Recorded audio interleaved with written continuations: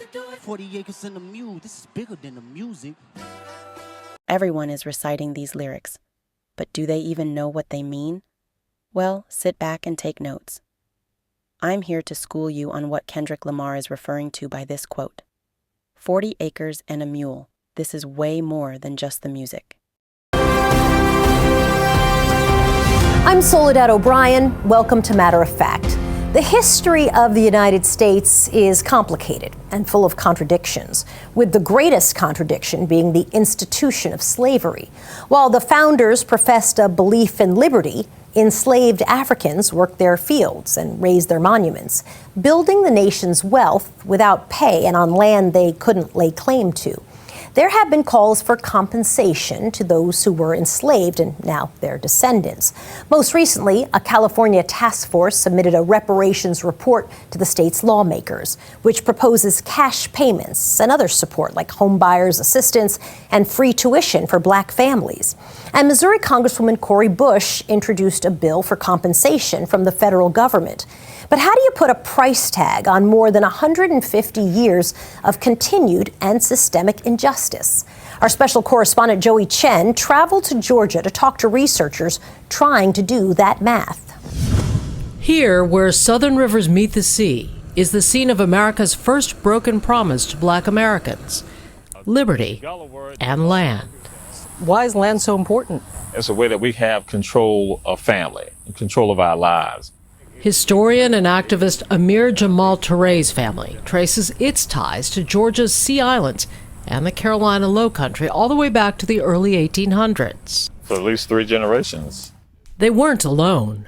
Some 40,000 freedmen were allocated land in one of the last acts of the Civil War. Special Field Order Number 15, better known as 40 acres and a mule.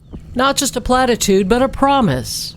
On General Sherman's march to the sea, as many as 10,000 newly liberated people followed the Union forces. So they're emancipated. Yes. But where do we go?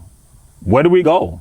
Under pressure and facing skepticism from Washington about his own loyalties, Sherman called Black pastors to his Savannah headquarters. So what is this that we're seeing? We're seeing the meeting. Vonette Good Walker leads the Ralph Mark Gilbert Civil Rights Museum in Savannah, home of the only illustration of the meeting. And this is Reverend Garrison. He was their voice. He was the voice. He was the spokesperson for all of them. It was Reverend Garrison Frazier's reply to Sherman that set the stage for a groundbreaking order. You know, what do you want? What do you want from us? And he says, we want land and we want education.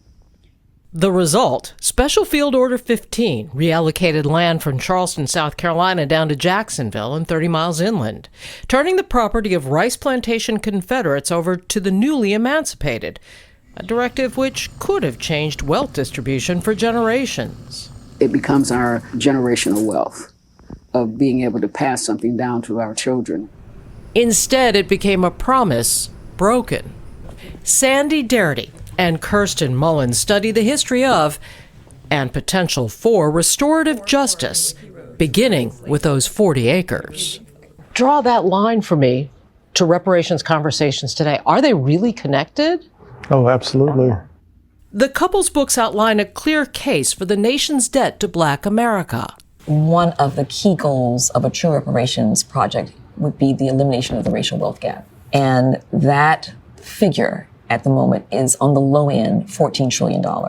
A mind-bending sum, but the researchers point to billions, even trillions that Washington deems worth it for corporate bank bailouts, agricultural prices, COVID relief. By their accounting, an average of $850,000 paid to each family descended from enslaved Africans might only scratch the surface of the nation's true debt.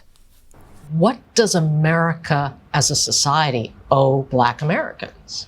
Restitution. Absolutely. Yeah, restitution.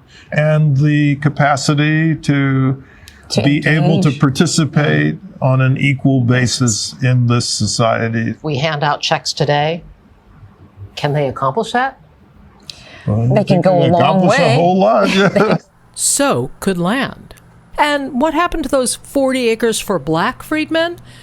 Well, after Lincoln's death, his successor, Andrew Johnson, quickly rescinded the field order, reneging on the promise. If those 40 acres had stayed with those people who were supposed to get it, we would have altered the entire dynamic of economic inequality by race in the United States. so we wouldn't have to talk about reparations today. Probably not. Probably not. That's our speculation. Instead, the debt grew, with compounded interest from generations of other inequities.